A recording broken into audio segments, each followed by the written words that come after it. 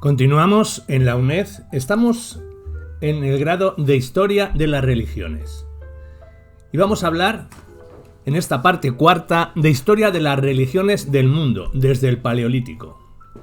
Hablaremos del mito de la creación para los comanches de Texas. También hablaremos sobre la creación y sacrificio, entre ellos, la leyenda de la que ama mucho a su pueblo y otras leyendas de creación entre los indios de Norteamérica. Comencemos con la creación y sacrificio entre los comanches de Texas. La aportación personal a la acción creadora de la divinidad es una pauta común en las más diversas religiones a lo largo de la historia. El faraón egipcio ejercía los rituales matutinos para restablecer el orden creador. Adán y Eva tenían que abstenerse de comer del árbol de la ciencia como aportación ecológica al equilibrio de la creación. Jesucristo, con su muerte y resurrección, restableció este orden. A través de sucesivas purificaciones y reencarnaciones, la ascesis budista permite que la persona se integre en el universo. Son ejemplos de cómo la humanidad ha entendido que cada uno debe realizar su aportación personal, su sacrificio, el acto creador iniciado por la divinidad. Hablemos de la leyenda de la que ama mucho a su pueblo. Entre los indios comanches de Texas, esta aportación personal se reflejaba en la leyenda de una flor llamada, entre otros nombres, la wallflower y también conejo. La leyenda permanece viva en la actualidad, conservada en forma de cuento para niños como tantas otras leyendas antiquísimas. El pueblo comanche no conocía la idea de un solo dios o un solo gran espíritu. Ellos adoraban a muchos espíritus, cada uno de los cuales representaba una acción. Por ejemplo, invocaban al espíritu del ciervo para obtener la agilidad, al espíritu del águila para conseguir fuerza, al importante espíritu del búfalo para obtener buena caza. Según la leyenda, en un invierno de los tiempos pretéritos, la lluvia no cayó entre las praderas de Texas. La sequía fue tan grande que ahuyentó la caza y sembró el hambre. La muerte abatió a los hombres y diezmó las tribus del pueblo comanche. Entre los pocos hambrientos que quedaron vivos se encontraba la huérfana muy sola, a quien en tiempo de prosperidad sus padres habían confeccionado un muñeco de piel de ante, con los rasgos del rostro pintados con jugo de bayas y plumas azules de guerrero coronado su cabeza. La niña quería mucho a su muñeco. Un día, a la hora de la puesta del sol, el sacerdote de la tribu, que había subido al monte para consultar los espíritus, regresó y dijo: «El pueblo se ha vuelto egoísta. Durante años lo ha obtenido todo de la tierra sin devolver nada. Los grandes espíritus dicen que el pueblo ha de ofrecer un sacrificio. Cada uno de nosotros ha de quemar lo más valioso que podamos ofrecer. Las cenizas de la ofrenda serán desparramadas en el hogar de los vientos. Cuando el sacrificio se haya consumado, se acabarán la sequía y el hambre, y la muerte ya nos amenazará». Los hombres pensaron que sus más apreciados arcos, con sus correspondientes flechas, no agradarían a los espíritus. Lo mismo pensaron las mujeres acerca de sus hermosas mantas teñidas a mano. Solo, muy sola, comprendió que debía quemar su muñeco. «Tú eres lo más valioso que tengo. Es a ti a quien quieren los grandes espíritus». Y así, cuando la hoguera del consejo se extinguía y la gente se había recogido en sus tipis para dormir, la pequeña, muy sola, tomó su muñeco y una tea de la hoguera y subió al monte para ofrecer su sacrificio. Pensó en su abuela y su abuelo, en su mamá y su papá, a quienes el hambre había devorado, pensó en lo que quedaba de su gente y antes de que pudiera arrepentirse, prendió fuego al muñeco. Se quedó mirando la pequeña hoguera hasta que las llamas se apagaron y las cenizas se enfriaron. Entonces las tomó en sus manos y las esparció por el hogar de los vientos, por el norte y el este, el sur y el oeste, y se durmió hasta el amanecer. Cuando despertó, el suelo se hallaba cubierto de flores azules como las plumas prendidas del cabello de su muñeco allí donde habían caído las cenizas. Y cuando el pueblo salió de sus tiendas, se entendió el fenómeno como un milagro que simbolizaba el perdón de los grandes espíritus. Entonces empezó a caer una lluvia tibia y el suelo reseco volvió a cobrar vida. La gente comprendió que por encima del egoísmo reinante entre las tribus, el sacrificio de la pequeña les había salvado de la extinción. A partir de entonces, muy sola recibió el nombre de la que ama mucho a su pueblo. Hablemos de otras leyendas de creación entre los indios de Norteamérica. La identificación con la naturaleza por parte de los indios norteamericanos, como de todas las civilizaciones antiguas, influye en sus leyendas de creación. En ellas se advierte hasta qué punto fueron sensibles el entorno natural en el que vivieron. Según los indios, mandan el mundo era solo plantas, agua y arena hasta que el hombre mezcló arena con agua del barro, fue dando forma a los diversos animales que hoy la pueblan. Para los esquimales, el cielo proviene de las disputas de una familia celestial. Ante la mirada de sus padres, el hermano hizo enfadar a la hermana, que le persiguió con un tizón encendido. Él se convirtió en la luna y ella en el sol. Los indios Pit River tienen una leyenda según la cual hombres y mujeres fueron creados por coyote y lobo, a partir de las virutas que salieron raspando con un cuchillo unos palos de madera. Por último, para los Shasta existe un creador llamado Chareya, o el anciano de lo alto, que descendió sobre la tierra desierta y plantó los primeros árboles. Luego sopló sobre las hojas caídas y se convirtieron en pájaros, rompiendo ramas, hizo al resto de animales. Hablemos del mito japonés de la creación del mundo, y en él hablaremos sobre la creación como drama, de la pareja creadora y el periplo de Izanagi. Comencemos con la creación como drama, en el mito japonés. En la mitología japonesa, dos fuentes principales hablan del origen del mundo. Se trata del Kojiki, escrito en el año 712, y el Nigoji, finalizado en el 720. Ambas obras fueron concebidas bajo los auspicios del emperador Temmu y responden a la voluntad política de dar un origen mítico a la dinastía. El hecho de que los dos textos se hayan conservado escritos responde precisamente a esa voluntad histórica, ya que el emperador y las clases gobernantes pretendían hacer coincidir el origen del mundo con el origen de la historia, y para ello era esencial que sus antepasados, convertidos en divinidades, estuviesen presentes en él.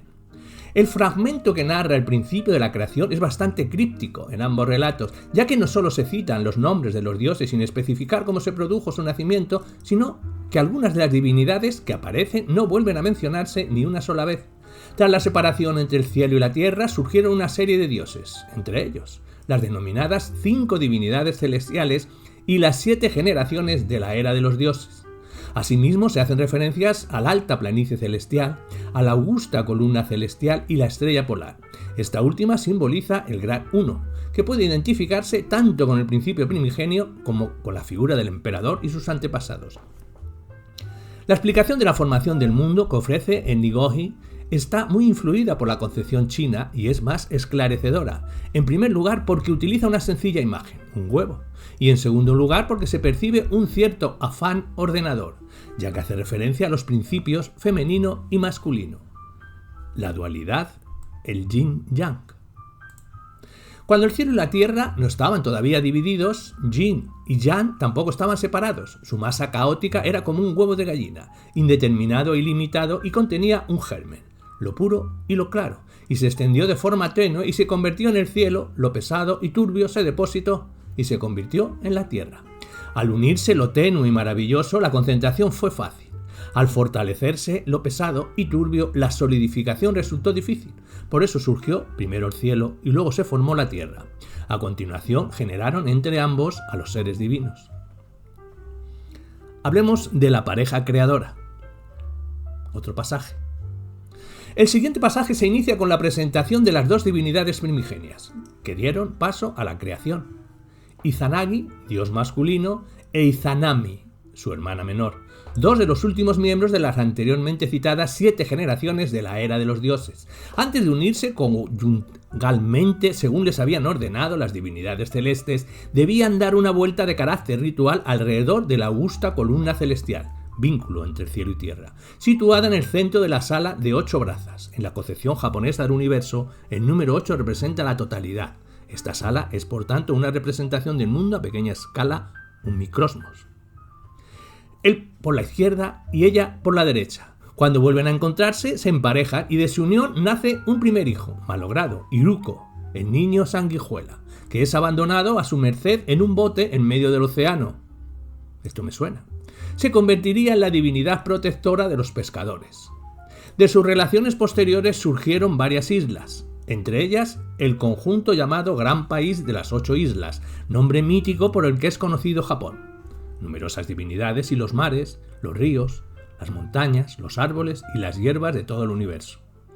Cuando Izanami estaba a punto de dar a luz un nuevo dios, murió quemada, ya que este último y póstumo vástago es Kagushuji, el dios del fuego. Como su alumbramiento supuso la destrucción de su procreadora, este principio dios tiene un poder devastador. De ahí que su padre, Izanagi, abatido por la pérdida de su esposa, lo degollara con su espada de 10 palmos de largo. De las 8 gotas de sangre del infanticidio divino surgieron otras tantas divinidades, llamadas dioses nacidos por la espada y relacionadas todas con partes de la montaña. Rocas, hierbas, guijarros, árboles. Una de las propiedades de los seres divinos es su capacidad de metamorfosearse, por ello, Kagusuchi se transforma. De los pedazos de su cuerpo surgen otras deidades relacionadas con el fuego, pero en su vertiente domesticada y no peligrosa. Hablemos del periplo de Izanagi. Tras la descripción del origen de los componentes celestiales y terrenales del universo, el siguiente pasaje de las narraciones míticas, en Japón, explica el mundo de los muertos. Izanagi, que no se resigna a la soledad y considera que debe continuar su labor creadora con la desaparecida Izanami, parte hacia el país de las tinieblas, como en el caso de Orfeo y Eurídice. Izanami le dice a su esposo que intentará llevarlo de regreso al mundo de los vivos, pero que él deberá respetar el tabú y no mirarla. Izanagi no cumple su promesa y la ira de los habitantes del reino de la muerte se cierne sobre él. Esto también me suena. Perseguido por las maléficas mujeres, intenta huir utilizando distintos elementos. Su peine, cuyos dientes se convierten en rayos de luz cegadora, piedras o melocotones, según una de las versiones de Nigoji. En el Japón moderno todavía se cree que este fruto posee el atributo mágico de ahuyentar a los demonios, y un espejo. La fuga finaliza con Izanagi cuando logra interponer entre él y sus perseguidoras una roca que se conocerá como el gran dios que cierra la puerta a las tinieblas y que marcará la frontera que separa el mundo de los vivos de los muertos. Cuando regresó a la tierra, el dios tuvo que purificarse, ya que cualquier contacto con la muerte implica suciedad.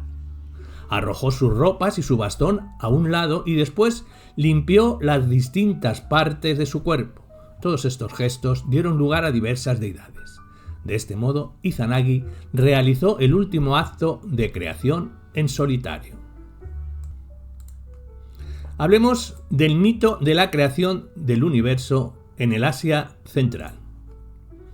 Hablaremos de cosmogonías del frío, de la deidad creadora, de cosmogonía altaica, la cosmogonía hindú.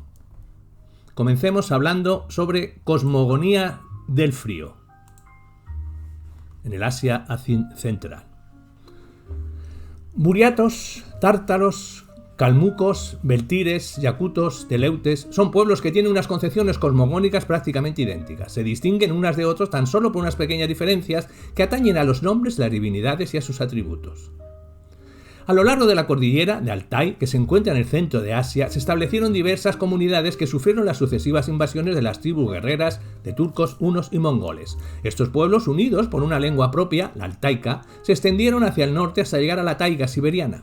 Esta expansión les permitió asimilar ideas religiosas de otras zonas, principalmente de China y la India, pero también aparecen influenciadas iraníes, cristianas, tibetanas e islámicas. Aunque los habitantes de esta región abrazaron el cristianismo ortodoxo, en la actualidad todavía persisten algunas de sus ideas religiosas más arcaicas y ciertos mitos ancestrales como la creencia en el dios celeste y en la pervivencia del chamanismo. Hablemos de la deidad creadora. El dios Tangri, que según las variantes recibe los nombres de Tengri, Tengeri, Tingir y Tangere, es la divinidad suprema. La palabra Tangri, que tanto en turco como en mongol significa a la vez Dios y cielo, da una pista sobre las principales características del dios, entre las que destacan sus cualidades de eterno, fuerte, elevado, así como blanco y celeste. Se trata de una deidad creadora que separó el cielo de la tierra y a quien en algunos casos se le atribuye el origen del hombre. Sin embargo, no se le considera responsable ni de las enfermedades ni de la muerte, ambas deidades a los malos espíritus. Cormos es uno de ellos. Tangri es omnisciente y no solo decide el orden cósmico y la organización del mundo, sino que rige el destino individual y colectivo de los hombres. Sus designios tienen un peso específico en la estructura social. Por ello, todos los soberanos reciben la investidura del cielo. Los gobernantes son los representantes en la tierra del cielo divino. Cuando no existe ningún dirigente, esta divinidad se fragmenta en numerosas deidades celestes, Tengri, dios de la tormenta, dios de la fecundidad cósmica, etc. Aunque no se sabe a ciencia cierta si tuvo templos dedicados a su persona ni se conserva ninguna representación en forma de estatua, Tangri era invocado, se le dirigían plegarias y se le ofrecían sacrificios, caballos, toros y carneros. Especialmente antes de emprender una campaña bélica, los cometas, las carestías y las inundaciones eran considerados manifestaciones de su enojo con los hombres. Hablemos de cosmogonía altaica. Por lo que respecta a la concepción del mundo, a pesar de que los pueblos altaicos conservaron varios elementos autóctonos antiguos, asimilaron, reinterpretaron muchas ideas foráneas. Su noción del universo se basa en la unión de tres niveles: el cielo, ámbito de las divinidades y donde tiene su palacio Bai Olgan, el de arriba; la tierra, ocupada por los hombres; y el infierno, regido por Erlik Khan, el soberano del Averno, es el lugar donde van a parar los muertos. La estructura del mundo se concibe como la superposición de estos tres planos, cuyo peso sostiene un animal, una tortuga o un pez, según las tradiciones, para impedir que se hundan en el océano. Existen dos representaciones muy gráficas del cielo, como si se tratara de una tapadera de la tierra que da origen a los diversos vientos cuando no está bien cerrada, o como si fuera la carpa de una tienda. Las costuras de esta carpa conformarían la Vía Láctea, y el poste principal de la tienda la estrella polar. Por este eje, que según las variantes recibe los nombres de columna de oro, columna de hierro o columna solar, los dioses bajan a la tierra y los muertos descienden a los infiernos. Los hombres representan este vínculo con las deidades a través de unas estacas llamadas columnas del mundo, que colocan en el exterior de sus yurtas, viviendas. En el interior de los hogares, un poste principal o la abertura por la que sale el humo se encarga de simbolizar la unión entre el cielo y la tierra. El centro del mundo se representa mediante el árbol cósmico, elemento fundamental en las ceremonias chamánicas. El árbol une las tres regiones que conforman el universo, se erige en el centro de la tierra, las ramas superiores llegan al cielo y sus raíces se hunden en el subsuelo. Según algunas versiones, los Tengri se alimentan de sus frutos, mientras que otras variantes cosmogónicas sugieren que las almas de los niños que todavía no han nacido reposan como pájaros entre el follaje. Para los altaicos, el origen del universo se desencadena a partir del acto de creación de un dios, que recibe el nombre de Sombol Burkan, o Zirbani o Okurma, según la tradición. Esta divinidad ordena a un animal, que en ocasiones es un anfibio, un ave o un cisne blanco, que se sumerja en las vastas aguas primigenias, y al fondo de ellas debe extraer un poco de lodo con el que posteriormente el dios moldea al hombre, al que insufla un alma, y todas las cosas del mundo. En algunas versiones de este mito tan universalmente difundido, es conocido incluso en la India y América del Norte, el protagonista de la inmersión se convierte en un perverso rival de la divinidad que ha creado el mundo. Esta variante posibilita una interpretación dualista de la realidad. La figura maligna es muy útil para explicar las imperfecciones de la creación, la condición mortal de los seres humanos y la existencia del mal. Sin embargo, otras veces no es el buceador cosmónico quien se convierte en antagonista, sino las fuerzas del mal, personificadas en Erlik Khan o en Kol, el adversario. A ellos se deben tanto las impurezas de la tierra como las del hombre. El chamán, individuo capaz de descender a los infiernos y tratar con los espíritus, es el encargado de reparar algunas de estas anomalías. Hablemos de la cosmogonía hindú. En el sur de Asia, el primitivo panteón védico de 33 devas dio paso al Trimurti, el trío sagrado, compuesto por Brahma, Vishnu y Shiva, al que posteriormente se incorporaron otras divinidades. Brahma, cuya figura a veces es asociada a la de Prajapati, es considerado el creador. De su cuerpo surgió una joven de la cual se enamoró y con quien tuvo un hijo, Manu, el primer hombre. Esta divinidad suele ser representada con 1000 caras, recordando cómo, prendado de su hija amante, la seguía con su mirada. La duración del universo se cuenta según la duración de la vida de Brahma. Cada día de su existencia equivale a un año de la de los hombres. En este periodo, el dios crea el universo durante el día y lo desintegra por la noche. Con el tiempo, su prestigio cedió ante el de Vishnu y Shiva. Uno de los calificativos de Vishnu es el de los grandes pasos. pues sus 3 célebres zancadas convirtieron el universo en un lugar habitable para los dioses y los hombres. Amigo y aliado de Indra, ayuda a este dios en su lucha contra la serpiente Vitra. Está casado con Siri, una bellísima deidad asociada a la fertilidad y considerada paradigma de la lealtad de la esposa hindú, complaciente, fiel y sumisa a su marido. Shiva está revestido de características contradictorias. Por un lado, se le considera un dios malévolo, vengador y causante de todo tipo de desastre, mientras que por otro aparece vinculado al ascetismo. Suele representarse meditando en el monte Kailasa. Así, entre sus atributos, además de un terrorífico collar de calaveras, cuenta con el tercer ojo de la iluminación. Seductor, empedernido, se le relaciona con el erótico, por eso se le rinde culto en forma de linga o falo sagrado. En ocasiones se le venera como el señor de la danza, y estos entonces tienen 4 brazos, y su figura aparece rodeada por un círculo en llamas.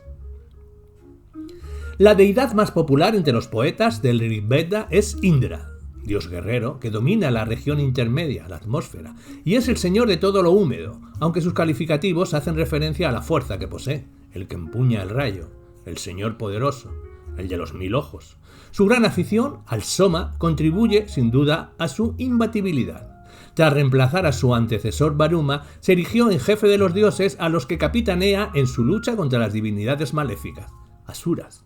Su combate más famoso es el que mantuvo con la serpiente Vitra, la que no tiene hombros. El maléfico reptil tenía encerradas las aguas hasta que la poderosa deidad, tras derrotarlo, las liberó, abriendo canales en las montañas y formando los ríos. El triunfo de Indra representa la victoria de la vida contra la esterilidad, estancamiento y la muerte. Durante el periodo clásico se convirtió en dios de la lluvia. En los Puranas aparece como pecador.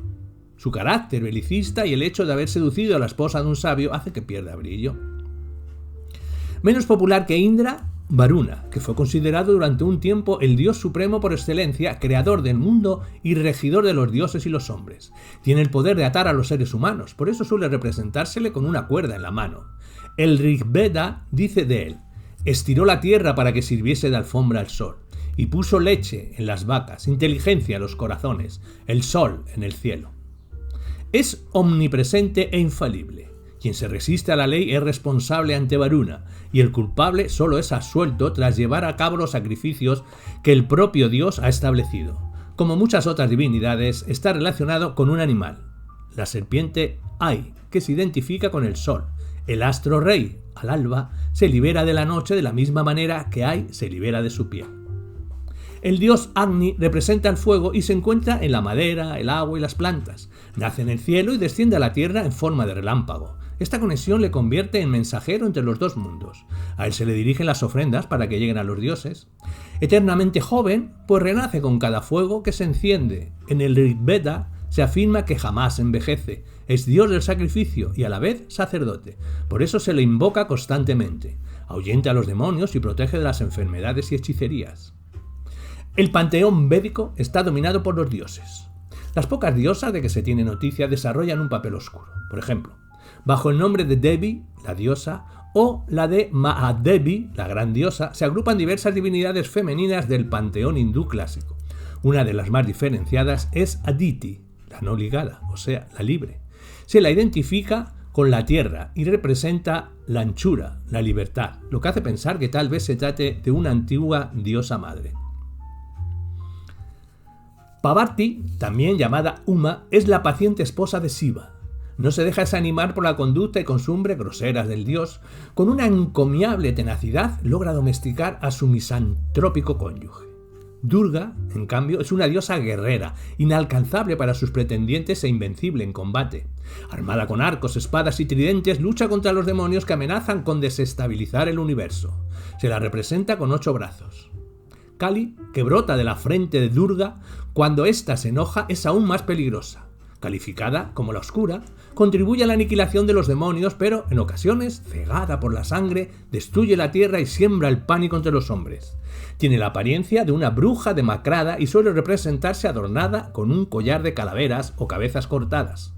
Los sacrificios de animales forman parte de su culto y son espectaculares. En su templo se sacrifican cabras a diario y en épocas pasadas se le ofrecían víctimas humanas.